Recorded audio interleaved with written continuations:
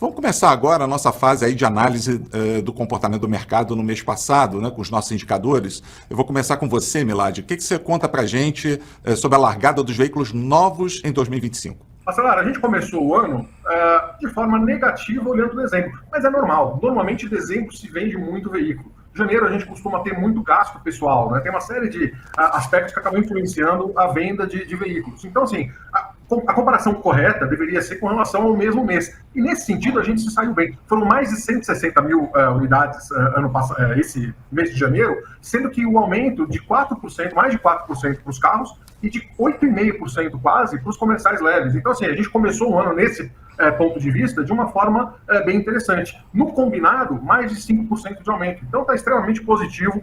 O mercado começou de forma aí bem saudável, realmente. Vamos ver ao longo do ano, a gente tem alguns entraves, né? Nesse outro slide que a gente começa a ver, a gente vê o efeito, aquele slide que a gente gosta de estar mostrando para o nosso público, né? Que é o efeito dos juros, que acaba impactando o mercado 2 ou 3 meses depois. A gente percebe que aqui esse impacto poderia estar acontecendo, mas não, realmente é aquela queda que ocorre em janeiro, normal e natural, mas com o aumento das taxas de juros ao longo do ano, o que vai ocorrer, e o que a gente está já na perspectiva de que aconteça daqui até o final do ano, com mais um ponto percentual no mínimo que aumente, a tendência é que a gente tenha um sufocamento das vendas dos novos dos veículos 0 km. Então, isso, de qualquer forma, tende a impactar os números no longo prazo. Em janeiro, com janeiro, foi um mês bem satisfatório.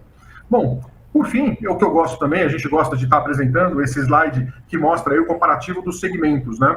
Uma surpresa bem interessante aí foi uma queda dos hatchbacks, né, que despencaram ali dos 27,5% para 20,5%, né, de dezembro para cá, e um aumento de mais de 7% com relação às SUVs e de 1% das picapes, né? Então, isso eu imagino que seja pontual agora, que até ao longo do tempo aí haja um equilíbrio, porque o hatchback ainda tem uma força competitiva no mercado brasileiro bem forte. Milad, conta para nossa plateia como anda a lista dos preferidos entre os novos a combustão.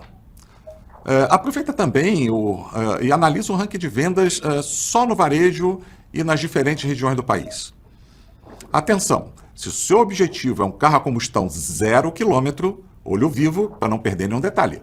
Bacelar, vamos começar aqui com o ranking, mas se me permite voltar um segundinho ali no tema que vocês comentou sobre a questão dos eletrificados. Claro. Por que eu gosto desse programa? A questão de informação. Quanto mais informação para o público geral, é melhor para todo mundo. Gente com conhecimento me perguntou já um ano atrás, mais ou menos, se carro elétrico na chuva dava choque. Então, assim, olha os absurdos de tipo de questões que acabam chegando e acabam daí afastando o consumidor. Não dá choque, tá? Só deixando bem claro.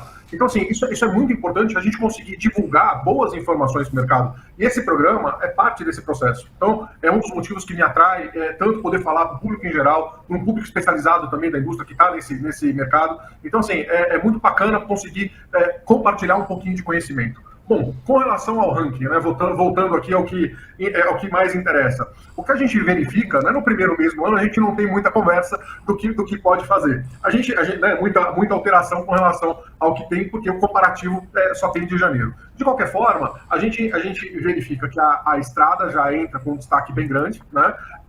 O ano passado a estrada, e de uma forma surpreendente, ela ficou em primeiro lugar nas vendas, e ela está se mantendo agora em janeiro também como primeira posição, seguida do Polo. Aí a gente vê as SUVs logo entrando na quarta posição, que é o Tracker e o T-Cross, o Creta logo na sequência, depois do Argo. Então, assim, a gente tem um mix muito grande, da mesma forma como aconteceu em janeiro do ano passado. A Hilux faz presença nesse ranking logo no começo do ano, o que chama muito a atenção pelo valor agregado que a Hilux acaba tendo, né? Já no ranking dos veículos no varejo, ou seja, eliminando todo e qualquer tipo de venda direta, ele mostra aí uma aceitação do público geral, né? Não aquele que vai para o PCD, não aquele que vai para as grandes locadoras, não aqueles que vão para a Abla, né? Não São Paulo. De qualquer forma, a gente tem aqui um ranking da onde o consumidor afinal acaba chegando, né? E aqui a gente verifica o Creta, né? O Hyundai Creta liderando, tal como liderou também o ano passado, e a própria empresa acabou divulgando isso como sendo dentro do mercado de varejo o líder de vendas do ano passado. Ela começa aqui o ano dessa mesma forma. E aqui a gente tem um domínio muito interessante das SUVs, mostrando e corroborando lá com aquele gráfico que a gente já viu antes, que as SUVs, elas são dominantes aqui no mercado brasileiro, né?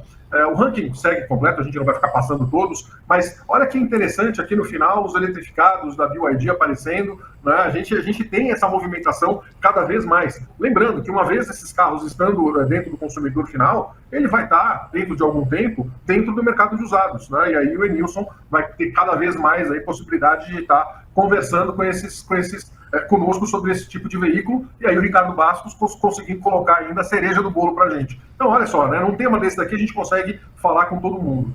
Por região, que é um tema que a gente começou a falar no final do ano passado, a gente mostra de fato a grande diferença que tem o mercado brasileiro, né? Então a gente vê a estrada dominando quase todas as regiões, mas no sul a Tracker domina, né?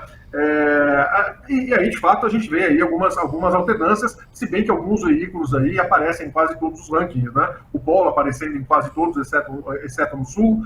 Enfim, você tem aí uma variação grande, mas de acordo com as necessidades de cada região. Você vê aí uma Ranger no centro-oeste, né, peculiar dentro da região, igualmente a gente verifica aí uma Hilux na região norte, em terceiro local, e aqui na região sudeste, uma questão dos veículos de entrada, da estrada, que é dominante também, mas uma T-Cross, um Polo, são veículos mais urbanos, né? Então, essa grande diferença que existe dentro do mercado brasileiro, a gente consegue verificar também por intermédio desse ranking regionalizado que a gente tem de venda de zero em janeiro, né? Então, é isso, fico por aqui e aguardo aí o comentário dos nossos colegas aqui sobre essas questões.